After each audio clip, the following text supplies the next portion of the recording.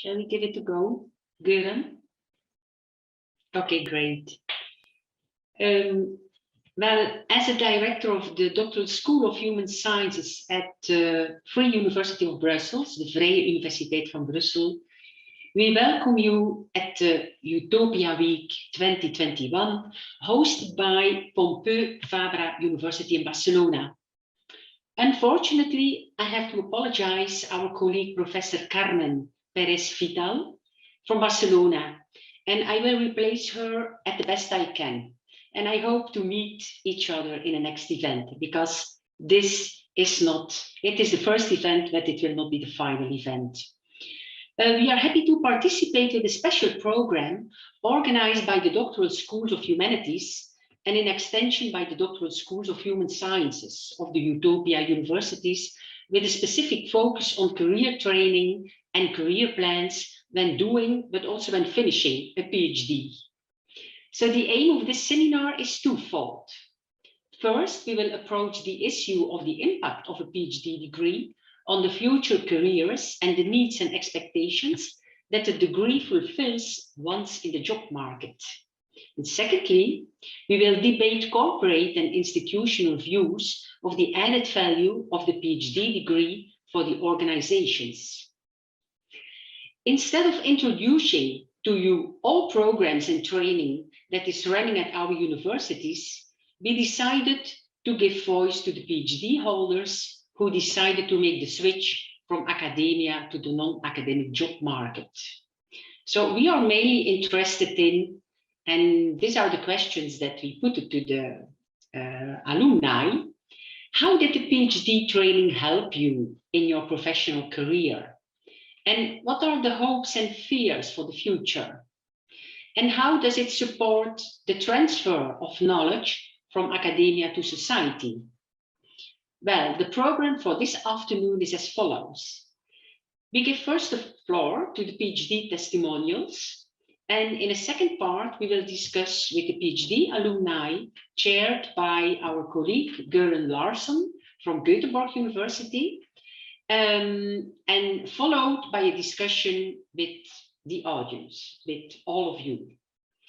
So it is my pleasure to give the floor now to Dorien Baelden, who is a PhD holder from the Vrije Universiteit Brussel, and she will introduce you to the career switch that she made and how she feels by now. The floor is yours, Dorien, for the next 15 minutes. Hi, good afternoon, everyone, and thank you, Karen, for this nice introduction. If it's okay for everyone, I will share a presentation. It helps me to structure my thoughts a bit. I think I will no longer be able to see you once I do so. So if you have a question or if you want to do an intervention, please do not hesitate to interrupt me. So there we go. Can you see my screen now? Yes, yeah, perfect. It's the full screen. Okay, perfect. Thank you. So as Karen has mentioned, my name is Dorien. I'm currently working as a senior project coordinator at the King Baelden Foundation, which is a foundation of public utility, which operates in Belgium, but also in Europe, in Asia, Latin America, and Africa. Before I will switch to the answers that were asked me, and before answering them, I would first like to very briefly tell you something about the organization that I work for and the job exactly that I'm doing, my tasks as a project coordinator, because I think it will help also to contextualize a number of the answers that I will give later on in the presentation. So the King Baelden Foundation is a foundation of public utility. We work in the public interest, important to know because a lot of people are mistaken about this. We are not a part of the government, we are not part of the royal family, but we are a private organization that has own capital and who use that capital to work together for a better society.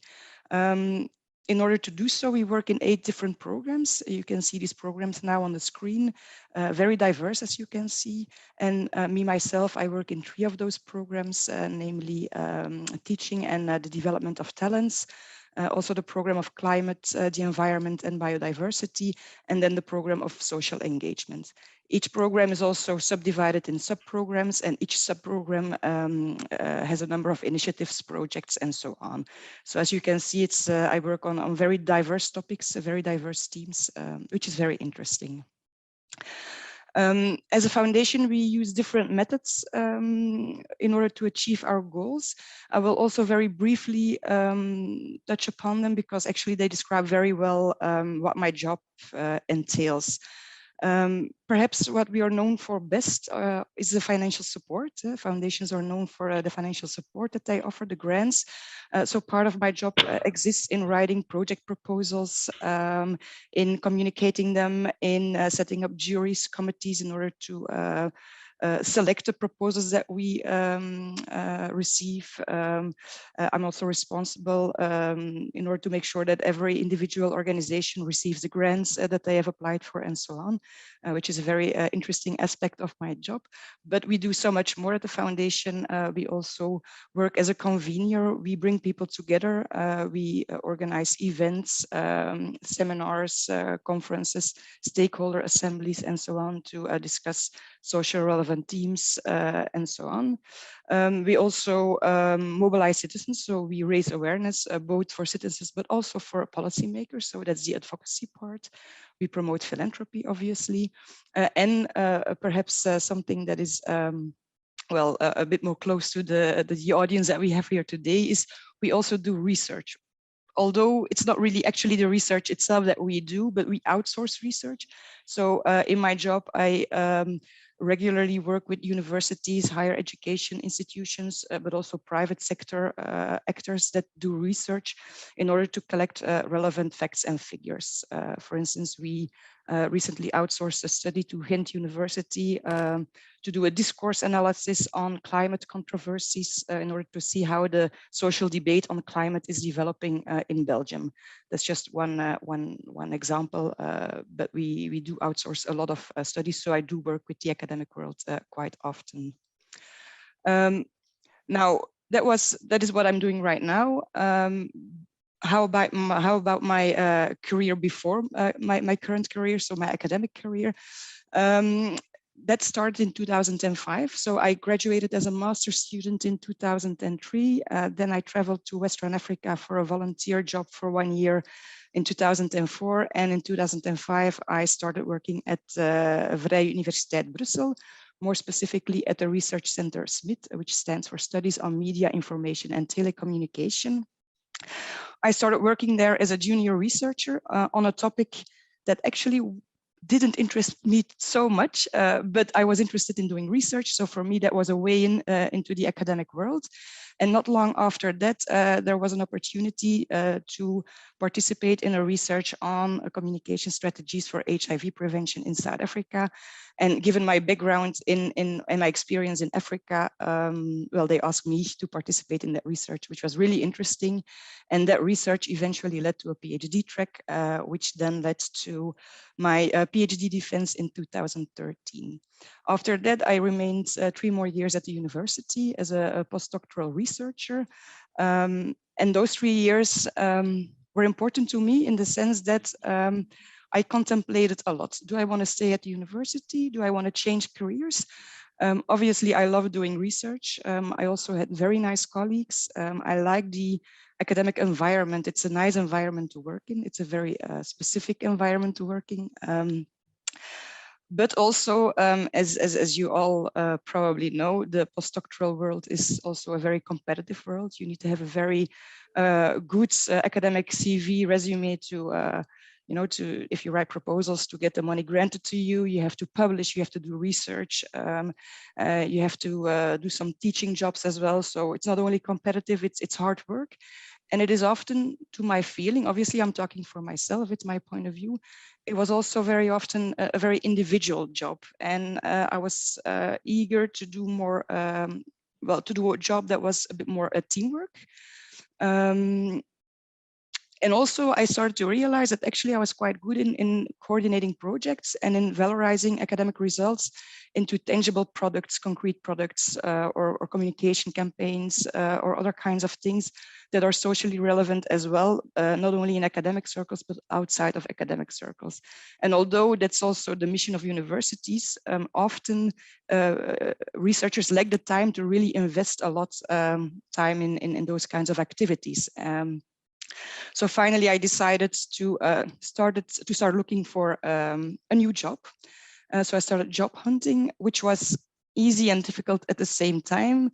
It was rather easy because of all the resumes I sent out, I very often received a positive reply. I was very often asked for an interview, and even I was offered several jobs, which often which I declined, all of them actually. One of the main reasons being that the type of job that I was applying for was in the nonprofit sector, and your monthly income, the wage that you get in the nonprofit sector, it's much lower than the one that you receive in the academic sector, which obviously is also important. At the end of the month, you have to pay your bills. But it was also difficult because I was not exactly sure at what I really wanted to do now, on which topics did I want to work, what kind of organizations did I want to work for. So it was not easy for me. And then Karen, she was there with this program that the university organized, the internship program, which was really interesting for me. The idea was you could apply for this internship program. You had to fill in an application where you had to describe your interests, your knowledge, your experiences, your wishes for the future, what you wanted to do. And then the university would offer you or propose you several organizations or companies where you could do an internship. The head of department had to agree to this, and if he or she agrees, then you would be able to do an internship of several hours or several days a week for several months in this organization or this company, which is a really nice opportunity to get to know the world outside of the academic world. Although important to mention is the workload at the university did not decrease, so it was actually a double job that you would be doing, but it was an amazing opportunity to me. And I selected, so one of the options that they offered me was the King Baelden Foundation. I was selected for an internship over there. And then funnily enough, or not funny, but it was really nice for me. I had several conversations with the foundation, and then even before I started my internship, there was a vacancy and I applied for that vacancy, and I was hired at the foundation even before I began my internship. But for me, this internship program was a really nice way to get to know the career world outside of the academic world. In my experience, changing jobs, it was not difficult. It is a change. It is a cultural change that you have to go through as well, because an organization or a company works in a slightly different way than university. It's not difficult, and it's not difficult because there are a lot of skills that you acquire when you're doing a PhD that you can transfer to a job outside of the academic world. I've listed them here. For instance, when I applied for a job, that's not really a skill, but when I applied for a job, employers could easily see that I was very ambitious, passionate, and about the topics that I worked on, and that I was really hard worker. If you're not a hard worker, you don't write a PhD. That's kind of obvious. So that's not really; those are not really skills, but the PhD education does show these qualities that you have. It also shows that you can work in a very independent way and that you can work in a very autonomous way. And obviously, I think a number of them are quite evident. You will recognize them as well as the problem-solving skills, the critical thinking skills. You're very goal-oriented. You have to be, otherwise you will not finish the PhD if you don't have the goals in front of you. Your analytical skills, communication skills. Everybody doing a PhD, or I think most people doing a PhD, also have to manage their budgets and their time. In my case, I also had intercultural communication skills as I traveled and I worked together with universities in South Africa and Tanzania. And you, well, in my case as well, because we worked in an interdisciplinary research group, those are skills as well. So there's a lot of skills that I use in my current job now. So, well, I'm very positive that there's a lot of skills you acquire during a PhD training that can be transferred and that are useful outside of the academic worlds. As I mentioned, the job hunt was relatively easy. Perhaps not important, but interesting to mention. I no longer work on the topic of my PhD, which was communication strategies for HIV prevention. But the fact that this was a topic of my PhD showed future employers also my interest and my passion for socially relevant themes. So even if you don't work on the exact topic anymore after your PhD, it did give me the opportunity now to work on issues like climate, like education, and social engagement at the nonprofit sector, and so on. So that was also nice. Obviously, there are some skills that are lacking as well. For instance, and again, that's the case for me, I lacked extensive professional networks. I did have networks, but they were situated in South Africa and Tanzania, and those networks are not useful for my job now. And that was perhaps one of the things that I struggled most with starting my job outside of the academic world, and especially at the foundation, we are expected to have very large professional networks, because in order, the thing is, we are no longer experts on one topic, but we are generalists. As I told you, I work in 3 programs, and each program has different sub-programs. So we have to know something about everything in these projects, but we cannot know everything about everything in these programs. So you have to become a generalist. And if you want to do your job well, you have to listen to stakeholders. You have to talk to them. You have to know what's going on in their respective fields. And for doing so, you need this extensive professional network, which I did not have. Your deadlines are different. The pace of work is also a bit different, but obviously those are skills or things that you can learn on the job. My LinkedIn account exploded a bit after my academic career, so the professional networks as well, you can build them afterwards.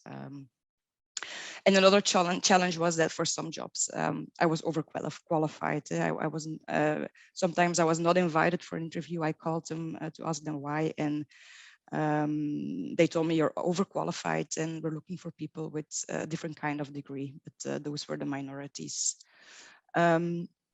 I also asked the person who is responsible for human resources at the King Baelden Foundation, how, from an HR perspective, how they look at people with a PhD profile in their hunt for human capital, for new profiles at the foundation. She told me a number of interesting things and a number of things that actually confirm what my experience was in the first place. So she told me that at the foundation, there's no active search for PhD profiles, and actually the people that apply with a PhD are the minority. Yet, from an HR perspective, people with a PhD profile are very welcome, but are somehow regarded with a critical view as well. And she told me what is really important, what we look at really hard is the motivation. Why do you want to change careers? And also showing insights in what it means to work outside of an academic environment. People showing insights in that the way of working is slightly different, that you sometimes also need different skills, even if you don't have them already, but showing insights is important. And she also told me that more and more at the foundation as well, they're feeling the war on talent. And she said that recruiting PhD profiles may become more important in the future. According to her, the assets of PhD profiles is their knowledge of the research world. As I told you, we work together with research centers, higher education institutions quite often. If you know that world, it does help you in coordinating those projects in a better way. Communication skills, although I did need to adapt my communication skills a bit, because you have to communicate in a much more brief way, sometimes in a different way. The type of language you use is a bit different. And then the analytical skills. a number of pitfalls. I think that one I already mentioned is you're an expert in one topic, and then once suddenly you have to become a generalist, which takes some getting used to. The lack of diverse professional networks and the pace of work, which does not mean that I now have to work harder than I worked in the academic world, but the pace is different. On a daily basis, you get confronted with tight deadlines, and but the difference is now when I finish my job, I close my computer and it is finished. When I was working at the university, I was working like every evening, every weekend.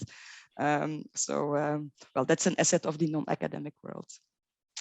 And then I'm almost, because I'm completely not watching my time, I'm almost finished. I think this is my last slide. Some ideas for the future, again, based completely on my own experience and from my perspective. So I'm very curious to listen to the other testimonials as well, to see what the other experiences are. But some advice that I would give to people that start their PhD right now is that it is good to know that not everybody with a PhD degree will be able to develop an academic career. I think it was when I started my PhD, I had the expectation to develop that career, and then in a hard way, I had to learn that it's not evident. Not everybody. There's no place for everybody to stay in academia, and sometimes it's even better to switch careers. But I think for me it would have been good to have been more aware of this when I started. And I think it's also good if you already have a slight idea of what career path you want to follow, because I think it will inform the PhD track that you will actually follow. Will you do a PhD based on a scholarship, or will you work with industry, for instance? What topic will you work on? What networks should I develop, and so on? And then I think some advice, in my experience, things that are good to do during your PhD when you're working on your PhD is really start working already on developing a variety of professional networks. That's really important when you want to leave the academic world. Follow extra trainings aside from the doctoral school trainings, which are also interesting. But for instance, writing non-academic proposals. The proposals I had to write at the foundation in the beginning were way too long. I really had to learn to write very brief proposals, even less than one A4. It was like 2-3 paragraphs that you can write, and you have to tell everything in those 3 paragraphs. People management, that kind of things. Also learn how to recognize which skills that you have acquired and how they can be useful in other jobs. If you can name them themselves, it will be easier for future employers to convince them as well that you can work in a different environment. And yeah, get exposed to other career paths, like I did through the internship program of the university, but visit job fairs, do some volunteer work at an organization. I think all those kind of things can really help you if you want to change careers in making an intelligent switch. And I think, yes, this was everything I wanted to share with you. Thank you so much, Dorien, for this very open and informative testimonial. I suppose to have the questions at the end of the series of testimonials, and then we can continue with our next speaker, who is Tomaž Boh, a PhD holder from Ljiubljana University. Tomaž, the floor is yours for the next 50 minutes. Well, thank you very much. I hope that you can hear me well. Yes, we do. Okay, thank you. So good afternoon to everyone, and especially I would like to all the best to Katja, who I haven't seen for quite a long time, but nevertheless it's always very, very nice to see friendly faces from your students' times. So actually, first of all, I would like to introduce shortly myself. I'm Tomaž Boh. I'm a PhD holder from the University of Ljubljana, Faculty of Social Sciences, where I finished my PhD in the topic of Europeanization, so it means European EU studies, in 2005. This was actually the time when Slovenia joined the European Union, and because of that it was very, very interesting period to make such kind of research. And after that, after finishing my PhD, I was include a part of the so-called Young Researchers program, which is quite well-established program for PhD students in Slovenia who are included in the research groups for the whole period of their PhD studies. So it's quite a convenient environment to start your career, your research or other kinds of careers. And after that, after finishing PhD, I moved to the Slovenian Research Agency. This is actually the financing agency of Slovenia, financing more or less basic research and also some infrastructure instruments. And actually, I moved to research agency as part of one of ERANIT projects. I don't know how you are familiar with the EU funding instruments, but ERANITs are one of the instruments for financing research, collaborative research, as part of the, at that time, 6th framework program. And the program was called Norface. This was one of the first ones and focused on the social sciences. And my job at that point was to make a comparative analysis of member states, how the funding instruments are organized, how how to find the common denominator for common instrument, for common call within the ERANIT. And so I would say that I continue somehow with the analytical work. It was not a basic research work, but at the same time, it's important to say it was analytical work where I used my knowledge of methodology, of scientific approach to, the part of my PhD studies was also policy analysis. So it means it was quite a natural application of the field which was in the core of my PhD studies. So I moved to, at that time, to Slovenian Research Agency. After a few years, I moved to the Ministry of Education, Science and Sport. At that time, it was a Ministry for Higher Education, Science and Technology, but nevertheless, I was head of Science Policy Division at that time, which means we coordinated as a division the national science policy activities and also link this national system with the EU one. So it means if I, one side, I started at the university, the theoretical and also analytical work about the science, about the policy analysis and EU studies. After that, I moved to the Slovenian Research Agency, where I work on the niche topic of one ERANET and one policy, small policy field. And after that, I moved to the ministry, where there was a whole variety of policy, all policy field. And actually, in 2015, I was appointed for a position of the state secretary, which means this is actually the level, deputy minister level. So it means this was actually even broader area of work. So it means not only the research, but also higher education. And at that time as well, the undergraduate part of the education and sport as well. And after, finishing the mandate, I started the position of Director General for Science. So it means, again, actually on the very, very broad aspect of science policy. And I have to say that fortunately, in last half a year, we are, holding the EU presidency. So it means exactly, I would say, I do at the moment things which were in the core of my PhD studies. So it means science policy, policy analysis, and European studies. So actually, I would like to say that in this respect, it's very, very convenient that I well, my career path is quite logical and helps each of the steps quite well connected with the next one.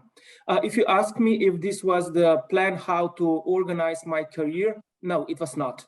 It was actually by accident. Each, or let's say quite many of these steps is just, well, when some kind of opportunity occurs, you just should follow the opportunity and actually try to do best out of it. Maybe I would like to refer a bit to your questions, to 4 questions which you put on the table. First of all, about the how PhD education helps your career. I would say that for many jobs, this is the entering ticket. It's not actually something which gives you a strong a strong point or a strong advantage, but still it is important and it's necessary to have it to start the career in this point. For example, when I started at the Slovenian Research Agency, they were looking for someone with analytical skills, with policy analysis skills and so on. And this was exactly the knowledge or the skills I had at that time. And of course, after that, it's not enough to have PhD. You have to develop your skills. These skills are quite different than those in the academic area, but it doesn't mean that they are out of the space. While usually we have a kind of cliche that when you're going to public administration, you are ticking something, you are writing something, at 4 o'clock you close your computer and the day is over. I have to say that in my case, it is not exactly so. While from the very beginning, we had very strong connection with the research community all the time.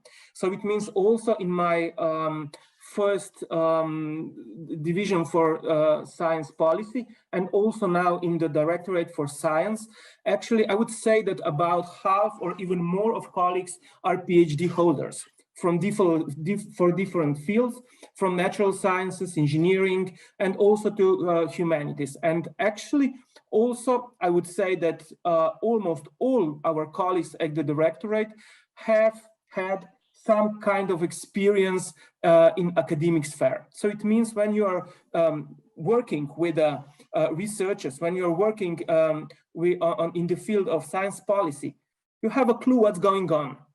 So how the research work works, how actually, what are the fears, what are the problems, the obstacles the researchers have. And you, of course, have to upgrade this with the knowledge about the institutions, how the institutions behave and so on. And because of that, I have to say that in our division, in our directorate, the work is very creative. And once again, it never stops with the end of the working day. Especially now when we are all working online and actually so on, and especially during the presidency time, it's quite tough work. But I would say it's very, very nice to see the result of your work. Actually, I could not imagine at the moment to work in the field of, I don't know, public administration, in the public administration, in the field of, let's say, infrastructure. It's not, actually, I feel myself being part of the research community, while all my career path was actually in a way connected with the research. Actually, next question is actually referring to the if PhD training is necessary. Well, I don't know if it is necessary, but I know for sure that it helps. It helps in several aspects. First of all, it helps you with the way of thinking, with a creative work, with actually working in international teams, working in, strange hours and so on. And also it enables you to work in analytical way, analytical manner. Actually, you are fully aware as a researcher about the importance of methodology, of correct work, of and all these academic preconditions which are necessary for research work, which are not self-evident, which are not always self-evident in the public administration. So it means, I believe that actually it really helps and is a good starting point for further development of your skills, of your connections. And actually, I also have to say that I met quite a number of people in the past who had quite a similar career path as mine. So it means that also when working in the when you are establishing your own framework or network of your colleagues from abroad, actually it happens to me several times that there were people I already met somewhere in the future, in the past as a researchers, and after that I finally find or meet them in the Competitiveness Council of Ministers and so on. So it's also very important to connect these networks together and try to actually bring together as much as possible research field with this public administration point of view. Actually, hopes and fears for the future. Well, I don't know. I would say maybe just as a one important point that I strongly believe that actually COVID-19 crisis show us the importance of knowledge-based policy making. So it means that we should put all different domains part of the research, part of science. So it means the science is not only the domain of ministry responsible for science. It should also be incorporated in the health policy, in the environment, in agriculture, all around. And I strongly believe that the response to COVID-19 crisis shows exactly that. That if we put all these efforts, all this knowledge which exists in the academia, together with the knowledge and skills which actually exist in the public administration sector, the results are as we are expecting to be. Otherwise, there are just partial small ones, and actually we would never, well, I don't know if we react in COVID-19 in all the aspects in an appropriate manner, but still it's important that we do it, all the societies, all the members of different networks and parts of society as good as they were able to do. Actually, and the fourth one, transfer of knowledge from academia to society. Actually, in this point, I would like to say that I would also say vice versa. It's not only the question how to transfer the knowledge from example, from my point of view, from academia to public sector. But I would also say that it would be very important to open the academic environment for those coming back to academia. Maybe I would like to say a few examples. While just during our presidency time, we had two very nice and very good conference related to research careers, and actually the results are quite significant. It's not easy. It's quite easy go out of the academic society, but at the same time the way on the other direction is more or less closed.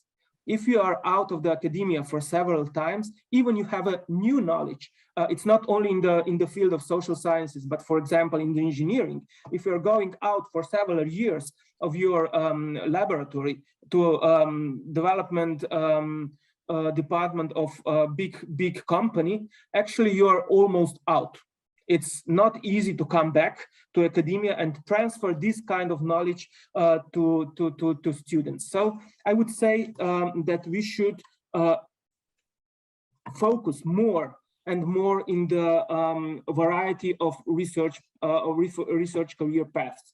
So different research careers combining being there and there for some time, and actually try to put all the knowledge you have in one point. This will be probably for the future one of the biggest challenges, not only for Slovenia, but as we discussed with the colleagues during these conferences, is the question, or let's say challenge for all the systems. So maybe just for the end, I would like to say that for sure PhD, for those of you who are, well, in your way to the PhD, or maybe already finishing, or you are thinking about start your PhD studies, for sure it's, well, important to start, important to actually invest your money, and especially your energy and your time to actually do your PhD.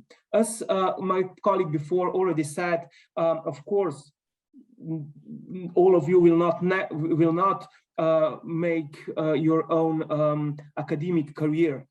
Probably the majority of PhD students goes to other jobs, to society, to public administration, to business sector. But I think that this is very important starting point to develop your career much quicker than without PhD.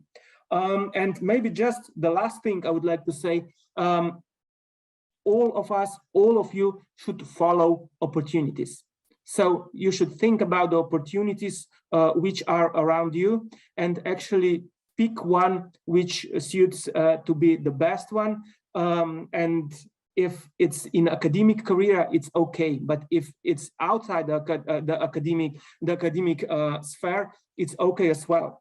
Even in the public administration, which, as I said at the beginning, there are a lot of cliches that it's always, well, boring job. It's not necessary so. So you should just follow your way, your path, and actually try once and again and again. And actually, I believe that it's worth to invest, as I said, your time and energy in making a PhD. So that's from my side. Thanks for inviting me, and looking forward for a discussion. Thank you so much, Tomaž, for this very open and informative testimonial. You opened our eyes, and I think you also make us a bit enthusiastic to see all the opportunities that you have beyond academia.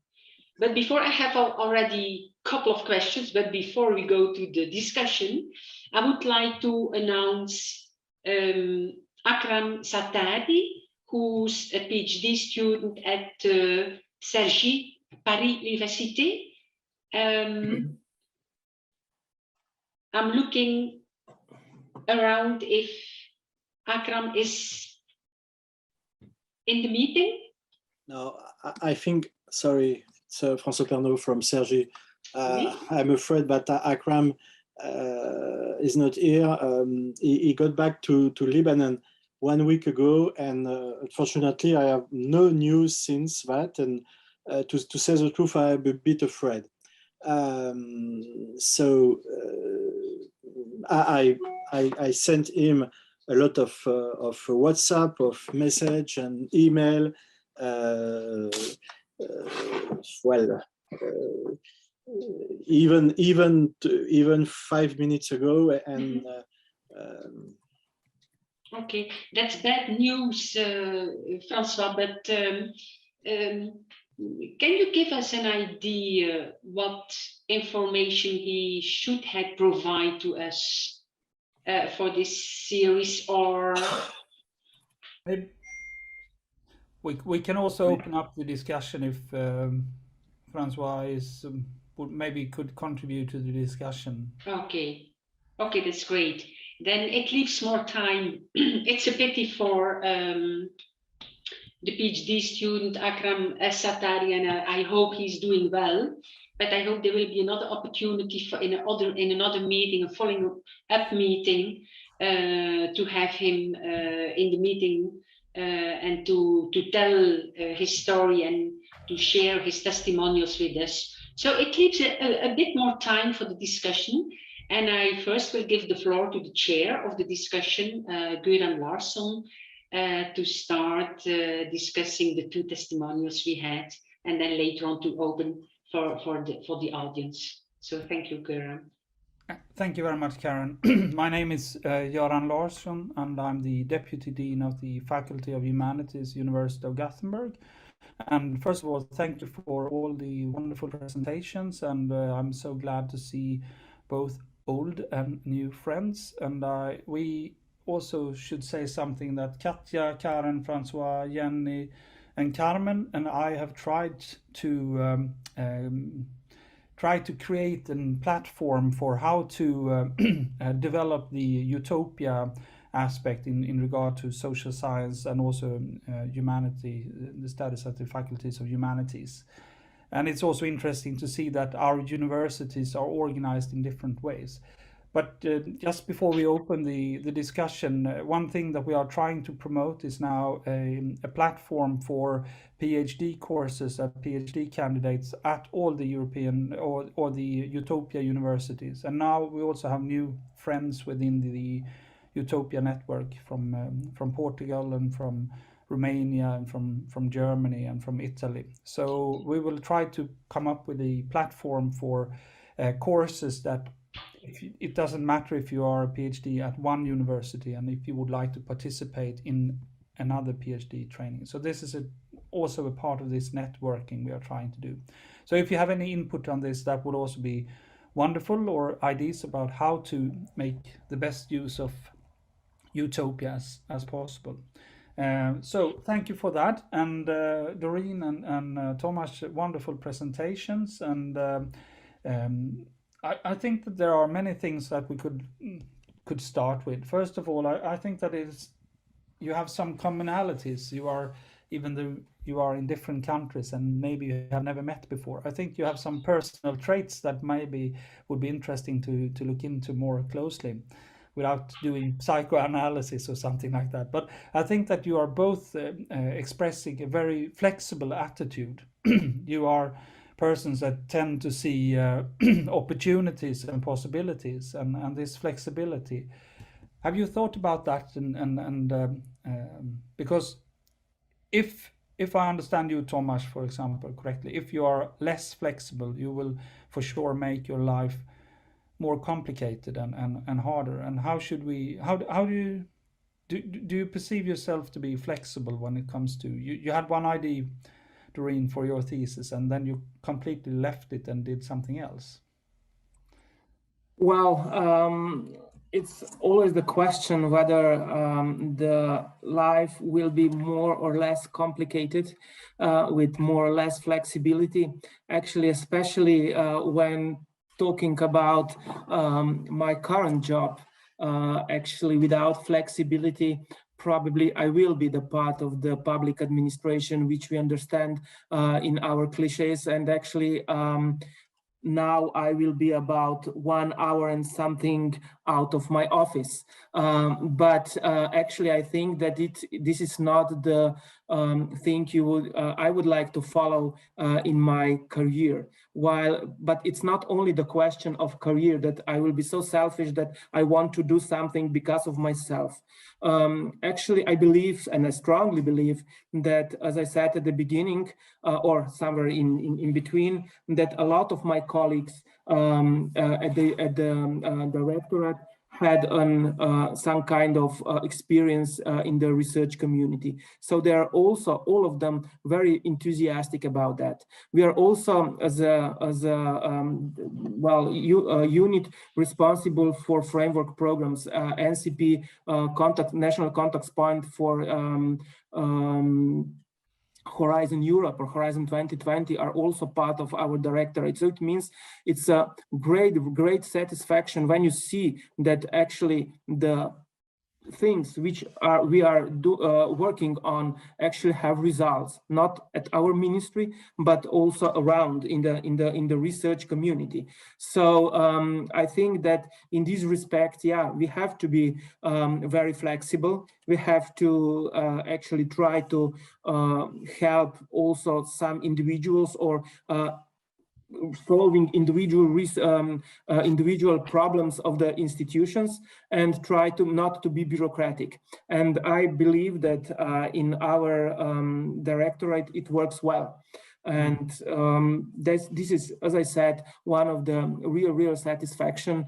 And maybe I would just like to now I not directly refer to the question, but to your previous statement about the platform for PhD students. Actually, I believe that the networks as an utopia are important for the future of European research and European higher education area. It was also one of the questions of our presidency, how to put together the European research area, which works quite well, and with the evolving European higher education area, and actually with the ideas of European universities networks, and so on. And I strongly believe, really strongly believe, that these kinds of networks will evolve around Europe, and actually universities who would like to be not the regional universities, but real players in the EU level actually have to join such kind of networks, working on platforms, especially the first steps. Of course, first steps is PhD studies, while it's the top of the education. And I would like to really congratulate you for doing that. And I really believe that also this is one of the points where our work and creativity actually meets your work and your creativity, and actually it's a really important thing to do. But what I'm trying to gain at is maybe Dorien or Tomaž, is this part of your personality, or was this part of the training program, or did you have supervisors who were extremely open for flexibility, or this career path you took, or did the system work with you or against you? What do you say, Dorien? Yeah, I think the system worked with me, definitely. But first of all, I do think flexibility might be perhaps also a personal trait. And I think for me, I had to train that trait a little bit. But I started training the flexibility, being flexible already during my PhD track. I had a supervisor who was very open. He was a very good supervisor to me, because as a good supervisor, he told me from the beginning, well, not from the beginning, but very soon in my PhD track, that he's there to guide me, but not to, I was to become the expert on the topic, not him. And to give you one, it's very anecdotal, but one story or experience I had 2 years of research data stored on servers in South Africa, because my research was in South Africa. And so it was data from 2 years, data collection. It was on servers, on backup servers, and on backup servers. So I had 2 backups. And there was a fire at the university, and all the servers were destroyed. So 2 years of my data collection was lost, which is awful if you're like in your final year of your PhD. And I was so lucky to have a good supervisor who, because I was devastated, of course, and I could cry, and I was ready to, to just say, okay, it stops here. But I had a very good supervisor who really taught me that it's okay to change. Even in your last year, you have to find a different angle, and you have to use the experience that you have now in your advantage. So doing the PhD track, and you have successes, you have failures, and learning how to fail and how to use failures in your advantage, and to become do your work in a better way. I think that was part of my PhD track as well, and I think those insights really helped me out afterwards in my new job as well now. So yeah, he's not here, my supervisor. But I will tell him again. We still meet regularly. Yeah, did you give him feedback on that? Yes, obviously. We still, well, with COVID now it's a bit less, but we used to meet each other once a month, or at least every 2 months for a lunch meet. Well, not meeting, but just for a lunch, and to catch up. And yeah, definitely. Yeah. If there is anybody else in the Zoom room, please use your hand if you want to raise any question or change the discussion. But if not, I have some more general questions. I think that the wonderful job ad list you showed on the screen, Dorien, with all these qualifications that we are expected to communicate with possible employers. Did you come up with that, or was that part of the training, to the PhD training, to help you to identify those skills, or is it this some kind of well, actually, to be honest, I made this list just now because Karen asked me to do or to give my testimonial to this wonderful group of people. I think it's a good initiative as well. And it made me think, because I started thinking, okay, which skills did I develop during my PhD track and proved to be an asset in my current job. So I did not identify those skills before. I think it could have come in handy if you have job interviews, that you can already identify them. So no, to be honest, I drafted this list. I started the reflection when Karen asked me the question to share my experiences. Mm-hmm. But the important thing is also not only to list them, you also need to show how. Yes. And Tomaž, did you, if you had done a new job application, would you come up with the same list as Dorien? Actually, I just wanted to reply to Dorien that it was very interesting to actually follow her list of skills and so on. And I could also recognize quite a number of those which are, well, quite close to me as well. And I also believe that quite a number of these issues are also in common with all the participants in today's meeting, but we are not aware of them so far. And actually it's important maybe, and thank you very much, dear colleague, to actually list all these skills, why they will be also for great help for all of us and also colleagues attending the meeting, that will be aware what it's actually the advantage of longer academic training. Thank you. Yeah, that's wonderful. And also, since both of you, we are representing now the Faculty of Humanities, I do at least, and you are both, you are holders of PhDs within social sciences, but which is also very important, or I think it should be spelled out that the generic skills you are pointing out are not specific for the subject matter. So it really doesn't matter if you hold a PhD in education or in something else, even medicine. These are more generic skills you are pointing out, not the specific details on South African history or European politics or something like that. It's more general. Yeah, that's true. As I mentioned as well, the topic I worked on, I do not longer work on, but I think I forgot to mention one of the skills that I did acquire during my PhD, and that's still interesting, just the fact of knowing how to do research, because for me as well, if I have to write a call for proposals, for instance, on one of the topics that I work on, which, as I've told, is very diverse. It's a variety of different topics. But the skills that I learned doing the PhD in social sciences is I know very well where to go for information. I know how to read all that information in a quick analytical way, how to grasp the most important, how to, you've got the details and you've got the overarching, more important information, how to make that distinction between the two, and how to synthesize, write a brief text based on, and I can do all of this rather quickly if I compare to my colleagues who need a lot more time to do so, because of the research skills that I acquired doing a job in a PhD track in social sciences. So thanks. You made me reflect again, and I think one of the skills is lacking from my list. And yeah, again, perhaps it's not very specific to the topic, but it is very specific to doing a PhD. But one of the interesting, there are a lot of interesting things here, but one interesting thing is trying to be critical of our own training programs.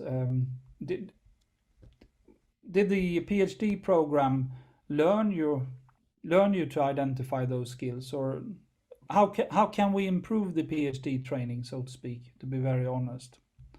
What did you miss when you now have some experience outside of when you close your computer, or when you don't close your computer, Tomaž?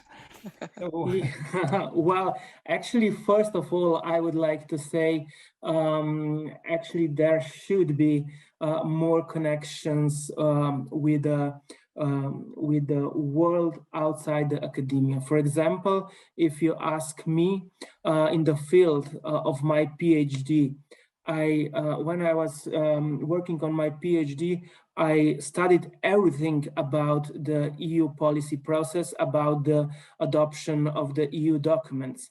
But once when you see how the things works in practice, so it means now when you go to the Council of Ministers and see how the things are there, well, they are quite different there are in the books.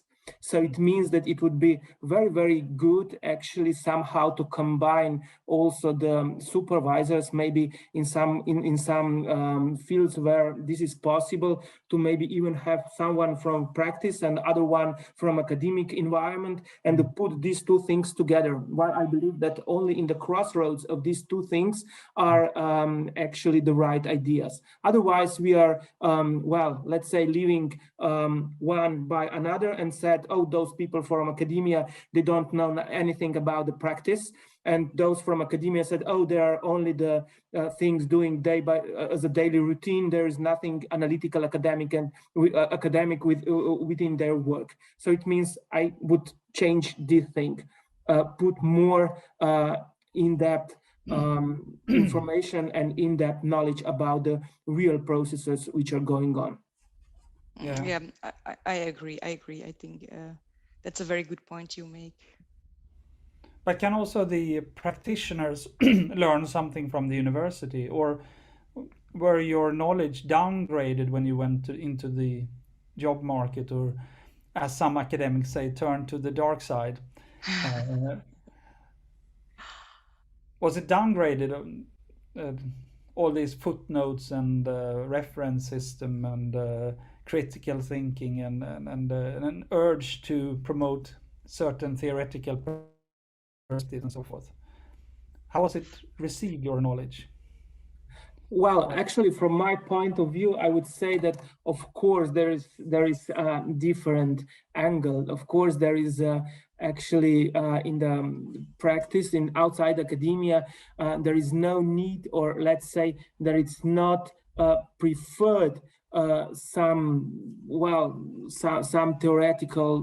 theoretical things, but nevertheless the theoretical background which you actually got during your PhD helps you to understand the daily business, how it works, why it works so. And I would say that it's not the right thesis that when you once enter the job market outside academia, there is actually you could just erase everything you have erase your theoretical background. Actually, maybe it's just necessary to use it in a bit different way. But nevertheless, I would once again said that an analytical way of work, the understanding of methodology, actually it stays with you forever. I completely agree with what my colleague is saying, and I think obviously to answer that question, obviously practice or the world outside of academia, obviously they can learn from academia as well. I think it has to go in two directions, and it certainly already goes in two directions. But I think this also. I think this is what was also already suggested. If, for instance, trainings in the doctoral school had to involve practice, to involve non-academic world into those trainings as well, I think there you can establish the relation between the two and the interaction between the two. And I think that's very valuable, not only for academic world, but also in the other way. For instance, at the foundation now, we are working on a program on well, with the question is, are the humanities or social sciences doing enough when it comes to climate research? You have a lot of climate research in biology and in other more exact sciences, but are social sciences doing enough? And we will, for instance, organize a debate in March probably, where we also invite policy actors in order to stimulate them to, because social sciences are already doing stuff, but to stimulate them to make policy that is more evidence-based, based on insights from the social sciences. So I think there's definitely a relationship between the two, and both worlds can learn from each other. And I think that is what makes it interesting for both worlds as well. Well, that's my point of view. Yeah, I think that's. I think it was you, Tomaž, who said that the problems also how to take care or evaluate the or value the skills you have learned in the job market within the university. The problem of how do we take care of those kinds of knowledges, because often when you seek an employment at the university is the number of international peer review articles that are on the line.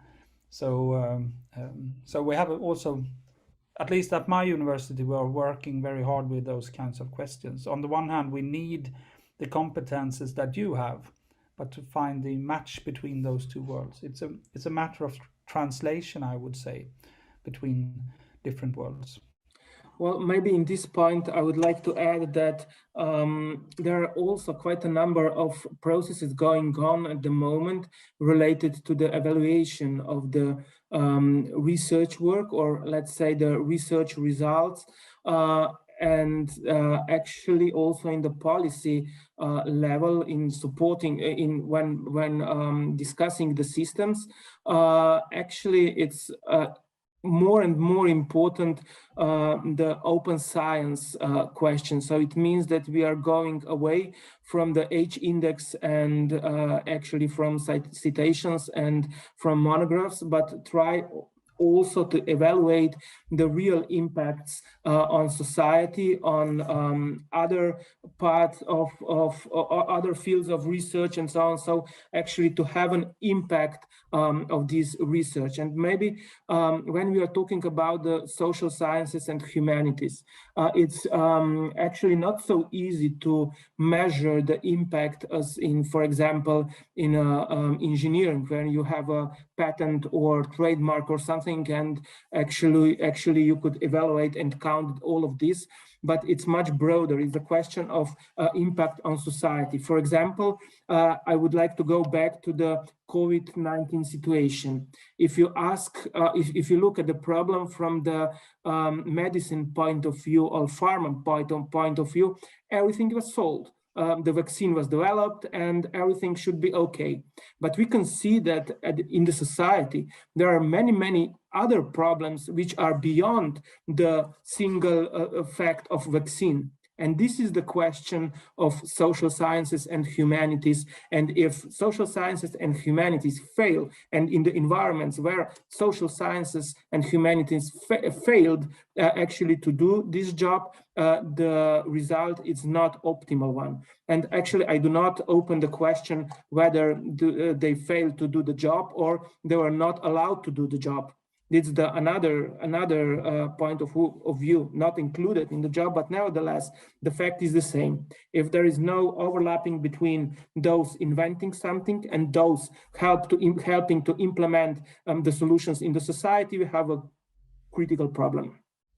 That's a very important point. It also shows that some of the current problems, but also past problems in historical times, is actually not owned by one faculty.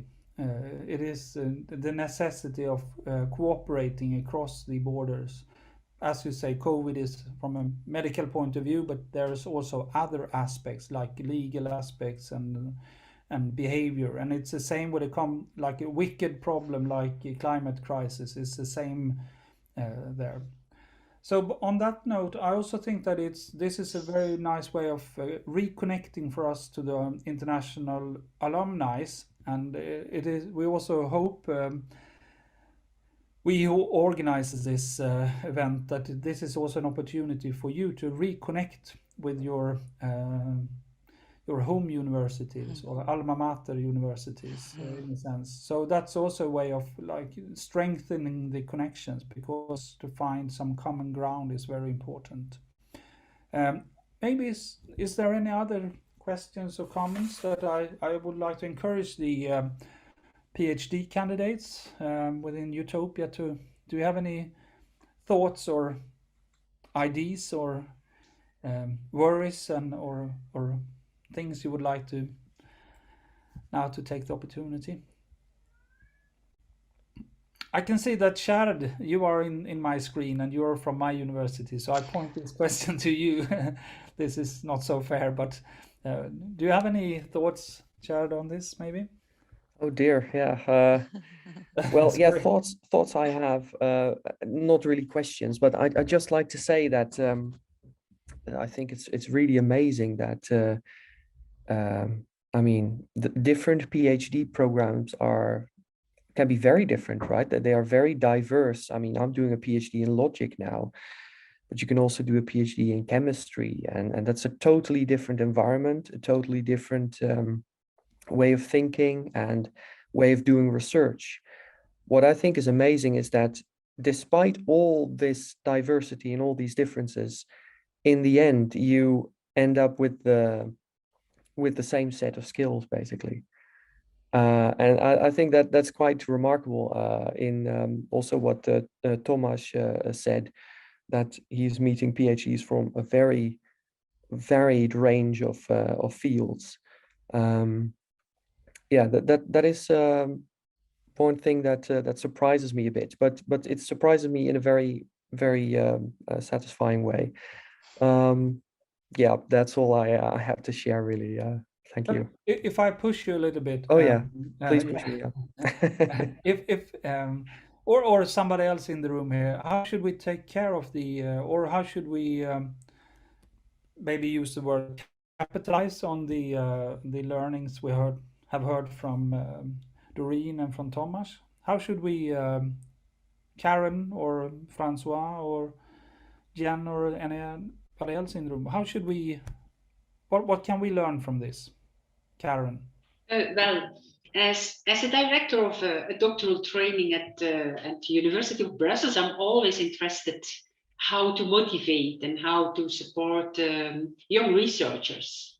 So when I started more than 10 years ago, one of my concerns, the first concern, was I have to support on the level of the research itself. So providing all training on methodology. And especially as the director of the Doctoral School of Human Sciences, I had to fight to have an equal amount of seminars on qualitative and quantitative research, for example. This was a really hard fight, but at this moment we have an inter-university platform of the five Flanders universities, where we organize this PhD training specific on methodology for all PhD students. And then we started to think further. Also because at our government, there was a program that supported especially this career support. In the program of knowledge, we had this statement from Thomas, the knowledge-based policy, that in Flanders we had this program, Knowledge for Growth. So it was also kind of economically driven. And there was a huge amount of money we could spend to support young researchers, also to transfer the knowledge from academia to the non-academic job market. So we had to start to invest trainings and support for young researchers to make them enthusiastic for the non-academic market. And I remember that time I started with a survey with my PhD candidates asking, would you like to prefer to work in a non-academic environment after finishing your PhD?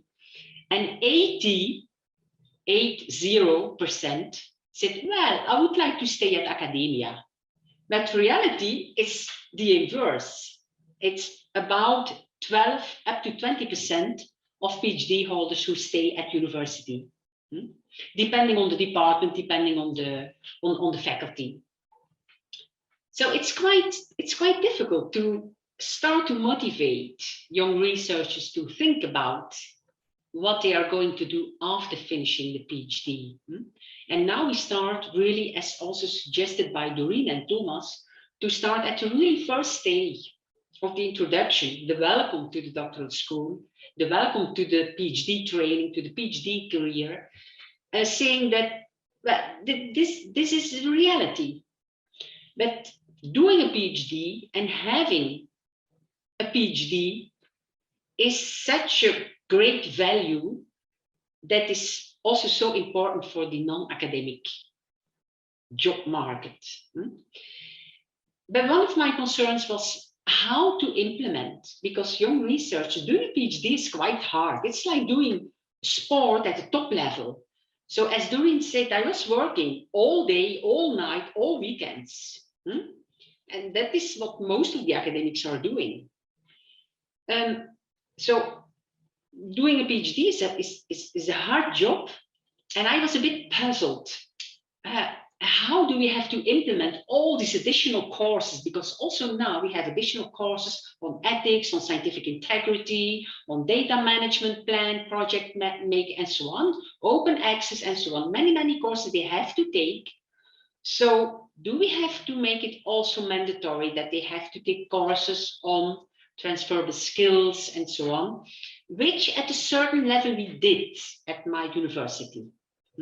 So it's like, it's an open question. I would like to learn from colleagues of mine, but also from PhD candidates, how you feel with this puzzle.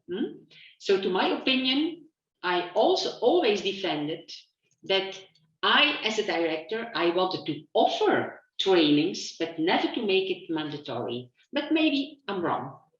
So maybe we have some comments on that, or on that. Yeah, Katja, please. Yeah, thank you. I would actually continue with what Karen was saying. At the University of Ljubljana, more or less we agree that these generic skills are the skills which are very important. Where not necessarily all agree is whether a university is the place to offer courses with generic skills.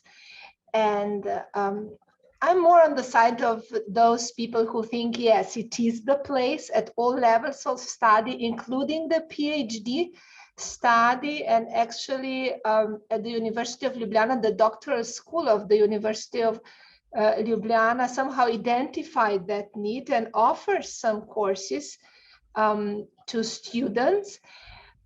But in practice, probably as Karen said, we have the same concern that students are very busy with their PhD and other work that they are doing. Also, in addition to PhD, some of our students are actually fully employed in jobs and do the PhD in the afternoon and at night. And then often may not really have time to follow the courses offering generic skills, despite the fact that they might consider them important, and they probably learn them simply by doing their jobs instead of going to courses where maybe this would be an easiest and faster way to learn. Katja, I think that's a very important point, and this will also be important to discuss within the EUTOPIA network, because we have different situations for the PhDs and expectations, and sometimes it can also, the transferable skills can also clash with supervisors and study plans for the PhD programs, because the number of hours or time for the program is limited. So you have to, if you put in something, you also need to take out something, and that becomes always a topic for discussion. So, but at the same time, there are some differences. But great. So, but now I have a from one of the new members of the EUTOPIA network, if I'm correct, from Lisbon. Elsa, please. Hi, I work at Nova Doctoral School. It actually offers for free courses on soft skills, on transferable skills. They are very short courses on several topics like science communication. We also have a writing retreat, but it's only 2-3 days maximum, and they are voluntary. And we at Nova, we think this is important because people who feel the need to do the course, they come, and we have long waiting lists. So it works. And we are working since 2013, and we have a very good experience and feedback from the students and also alumni, because many of them are already PhD holders right now. One of the things that are also kind of a provocative thing that I'm going to say is that I'm doing my PhD now on education, and I want to explore and the knowledge and the experience of the PhD. And one of the things that I was provoked about, and I will send you the same question, is isn't this to an economic point of view, because we are trying to respond in a way to the industry. So in which way can we help the personal development instead of the industry development, or can we have this mixed? Or, well, I leave you the floor with this provocative question. So Tomaž or Dorien, maybe, what do you say? Are we just following the money? Well, I think we should not just following the money, while I strongly believe that actually we should go on the opposite direction. Actually, we should pick the things which are the most important, and I still hope that if we'll do the things right and we'll actually do them in the right direction, there will be sooner or later also the opportunities which will actually where we could use these skills we have. So I believe that we should follow and also follow our interest and our way. And I also believe it was said several times that these courses of soft skills, they should not be obligatory. While they're not, as I said at the beginning, we should actually allow the different career paths. And so it means that maybe different PhD students needs different soft skills. So there should be a variety of them, and actually possibility to choose them. And of course, I also strongly believe what was said by Katja, that they should be offered at the university level, while not at the level of each faculty, while at the end of the day, actually this is also the place where there is a network of different academic fields is actually coming out. So it means that you could also realize that you have a lot of things in common with some colleague studying particle physics, like we discussed today. If you are just within your faculty, you are well with your colleagues, and you more or less know them for quite a number of years, and it's not so many opportunities to learn. Actually, that's our experience. We have very interdisciplinary courses, and that's one of the things that students like the most, because they create a network, and that's very important. Dorien, did you have any response to? I think Tomaž already answered the question pretty well. I just perhaps wanted to add that I do understand your question, Elsa, even though it's indeed a bit provocative, in the sense that I think we also need industry. I think nor academia, nor industry, nor civil society and public policy are, they're all intertwined. And I think the different actors need each other. And also industry needs bright people. Look at Silicon Valley, and perhaps that's a wrong example because there you've got like the giants, the Facebook and Googles of these worlds. But on the other hand, you need then the people developing the open source software and starting movements against these. That's a different discussion, but I do think that industry as well needs bright people. So I think, but it's an ethical question that you ask, and I think it's a relevant one. But therefore, I think dialogue between the different actors in society is really important. And another reflection I was making, but it's more a question to the audience than a statement that I'm making is, when I was thinking about the doctoral school program that I followed, obviously it was really interesting. I followed a lot of courses. And it's true, you're very busy. It's difficult to take perhaps even more courses. But my question is, should it always be like a course? Because a course is like intense, you have to study, you have to, should it be a course, or could it also be an afternoon with testimonials from people outside of academic world where it's more interactive and people can talk to each other?